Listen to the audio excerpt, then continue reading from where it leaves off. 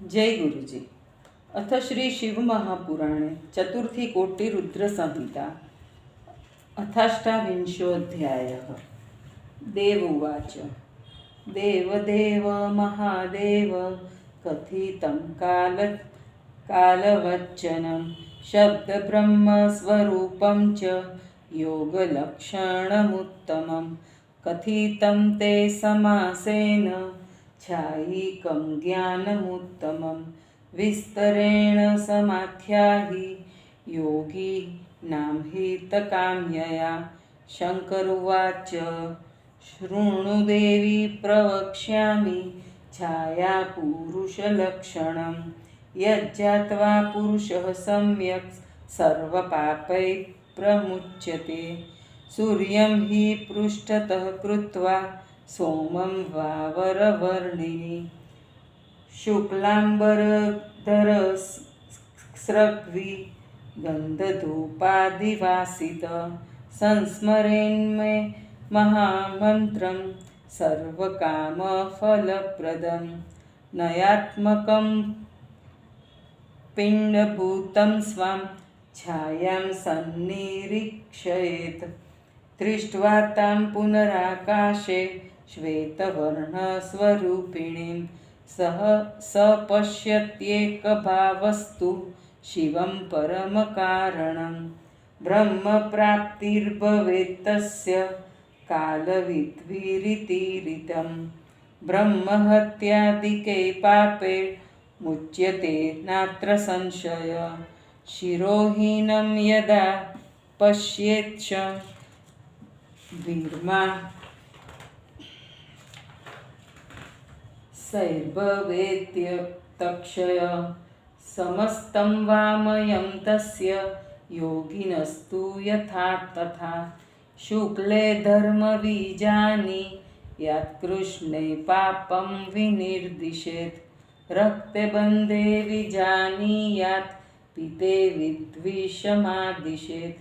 विनाशे बन्धुनाशः स्याद्वितुण्डे चैव क्षुद्वयं विकटो नश्यते भार्या विजड्ये धनमेच्छहि मेवहि पादाभावे विदेशः स्यादित्येत् कथितं मया।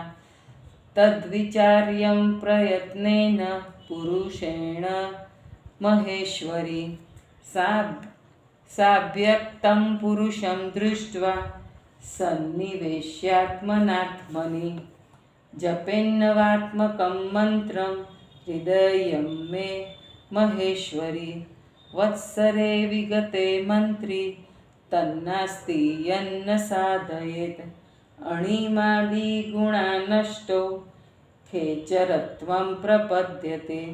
पुनरन्यत् प्रवक्ष्यामि शक्तिं ज्ञातुं दुरासदां प्रत्यक्षे दृश्यते लोके ज्ञानिनामकृतस्थितम् अज्ञेयाखिलिख्यते लोके या सर्पीकृतकुण्डली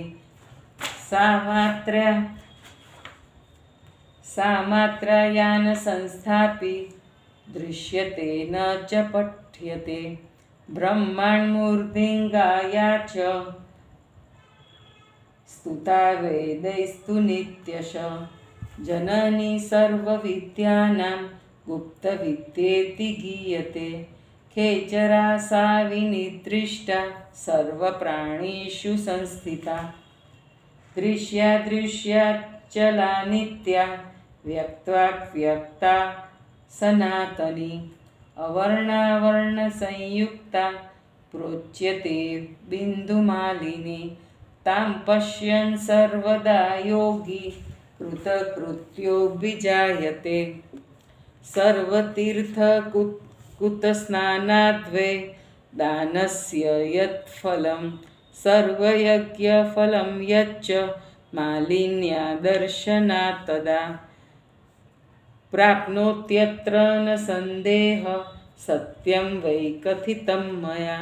सर्वतीर्थेषु यत्स्नात्वा दत्त्वा दानानि सर्वश सर्वेषां देवी यज्ञानां यत्फलं तल्लभेत् पुमान् किं बहुक्त्या महेशानि सर्वान् कामान् स मन्शुनुते तस्माज्ज्ञानं यथा योगमभ्यसेत् सततं बुध अभ्यासाज्जायते सिद्धिर्योगोऽभ्यासात् प्रवर्धते संवित्तिर्लभ्यतेऽभ्यासाद् व्यासान्मोक्षमश्नुते अभ्यास सततं कार्यो धीमता मोक्षकारणम् इत्येतत्कथितं देवी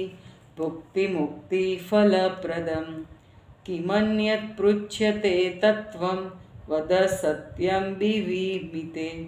सुत उवाच इति श्रुत्वा ब्रह्मपुत्र वचनं परमार्थदं प्रसन्नो बुदति व्यासः पाराशर्यो मुनीश्वरा सनत्कुमारं सर्वज्ञं ब्रह्मपुत्रं कृपानिधिं व्यासः परमसन्तुष्टः प्रणनाम मुहुर्मुहुः ततस्तुष्टावतं व्यासः कालेयः स मुनीश्वर सनत्कुमारं मुनय सूरविज्ञानसागरं व्यास उवाच कृतार्थोऽहं मुनिश्रेष्ठ ब्रह्मत्वं मे त्वया कृतं नमस्तेस्तु धन्यस्त्वं ब्रह्मवित्तम।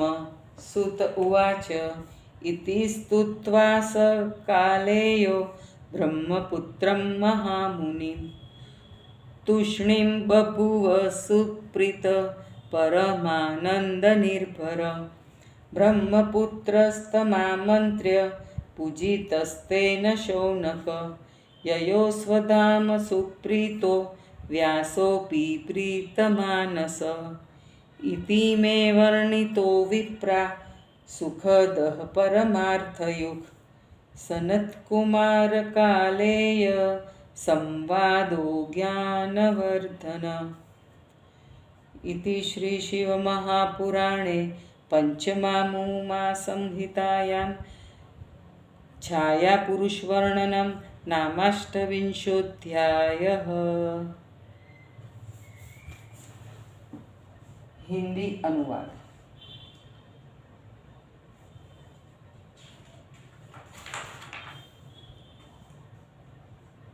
देवी जी ने कहा, हे देव महादेव, आपने काल को दूर करने वाले शब्द ब्रह्म स्वरूप उत्तम योग लक्षण को कहा। योगियों के हित की कामना से छाया पुरुष के उत्तम ज्ञान को विस्तार से कहिए। शिव जी ने कहा, देवी, मैं छाया पुरुष के लक्षण को कहता हूँ, तुम सुनो, जिसे जानकर मनुष्य सभी पापों से मुक्त हो जाता है। हे वरवर्णिनी, सूर्य अथवा चंद्रमा को पीछे करके सफ़ेद वस्त्र तथा माला धारण कर गंध धूप आदि से सुगंधित होकर सभी कामनाओं को देने वाले मेरे नवाक्षर मंत्र ओम नमो भगवते रुद्राय का स्मरण करते हुए अपनी छाया को देखे। सफ़ेद वर्ण की उस छाया को देखकर फिर आकाश की ओर मन लगाकर जगत के आदि कारण शिवजी को देखे। ऐसा करने से उसे ब्रह्म की प्राप्ति होगी, ऐसा कालविदों ने कहा है, और वह निसंदेह ब्रह्म हत्या आदि पापों से छूट जाता है। यदि वह उस छाया को सिर रहित देखता है तो वह 6 मास में मर जाएगा। वह योगी शास्त्र में ठीक कहा है। शुक्ल वर्ण होने पर धर्म की बुद्धि, कृष्ण वर्ण में पाप, रक्त वर्ण में बंधन तथा पीले वर्ण में शत्रुबाधा समझनी चाहिए। बिना नासिका की छाया होने पर बंधुनाश, मुख के न होने पर भूख का भय होता है, कटिहीन होने पर स्त्रीनाश और जंगा रहित होने पर धन नाश होता है, पैर के अभाव में विदेश गमन होता है। हे महेश्वरी, यह सब छाया पुरुष का फल मैंने कह दिया। इसका विचार मनुष्य को यत्न से करना चाहिए। उस छाया पुरुष को भली भ्रांति देखकर उसे अपने मन में बैठाकर हे महेश्वरी नवात्मक मंत्र का मन में जप करे। इस प्रकार मंत्र का जप करने वाला पुरुष 1 वर्ष बीतने पर ऐसा कोई कार्य नहीं जिसे वह सिद्ध न कर सके। वह अणिमा आदि सिद्धियों को पाकर आकाशचारी हो जाता है। अब मैं और भी दुर्लभ शक्ति के ज्ञान का वर्णन करता हूँ, जिसमें ज्ञानियों को संसार में सब कुछ प्रत्यक्ष दिखलाई देता है। जो संसार में सर्प के आकार की कुंडली लिखी जाती है, जो सरलता से जानी नहीं जाती, उससे मार्ग में स्थित मात्रा दिखती है, किंतु वह पढ़ी नहीं जाती। आकाश में व्याप्त वेदों द्वारा संस्तुत तथा जो सभी विद्वाओं की माता है, उसे गुप्त विद्या कहा जाता है। सभी प्राणियों में रहने वाली उसे खेचरा कहा गया है। वह दृश्या, अदृश्या, अचला, नित्या, व्यक्ता, अव्यक्ता, सनातनी, अवर्णा, वर्ण संयुक्ता तथा बिंदुमालिनी कही जाती है। उसे देखकर योगी पुरुष सफल मनोरथ हो जाता है। सभी तीर्थों में स्नान करने से, सभी प्रकार के दान देने से तथा सभी यज्ञों का जो फल है वह मालिनी रेखा के दर्शन से मिलता है। सभी तीर्थों में नहाने का तथा सब प्रकार के दान देने का जो फल है वह निसंदेह यहाँ मिलता है। महेशानी सभी यज्ञों का फल पाकर उसकी सभी कामनाएं पूर्ण हो जाती है। अतः बुद्धिमान पुरुष सदा योग ज्ञान का अभ्यास करे। अभ्यास से योगी की बुद्धि तथा सिद्धि होती है। अभ्यास से ज्ञान तथा मोक्ष मिलता है। मोक्ष के इच्छुक विद्वान पुरुष को सदा योगाभ्यास करना चाहिए। हे देवी, यहाँ तक मैंने भुक्ति मुक्ति रूप फल को देने वाले योग की चर्चा कर दी है, और क्या पूछना है मुझसे, कहो, मैं तुमसे कहूँगा। सूत जी ने कहा, हे मुनिवरों, परमार्थ के दाता ब्रह्मा के पुत्र सनत कुमार जी के इन वचनों को सुनकर पराशर पुत्र व्यास जी प्रसन्न हो गए। कृपानिधि सर्वज्ञ ब्रह्मपुत्र सनत कुमार को प्रसन्न होकर व्यास जी ने बार बार प्रणाम किया। तब देव विज्ञान के समुद्र सनत कुमार जी की मुनियों ने तथा कालेय मुनि व्यास जी ने स्तुति की। व्यास जी ने कहा, हे मुनिवर, मैं कृतार्थ हुआ।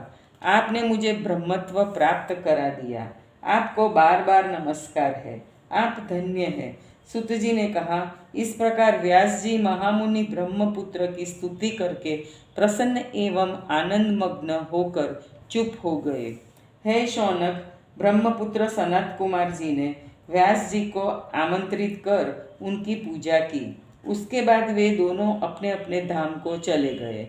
हे ब्राह्मणों, यह सुखद एवं परमार्थ से युक्त सनत कुमार जी तथा व्यास जी का ज्ञानवर्धक संवाद मैंने आपसे कहा।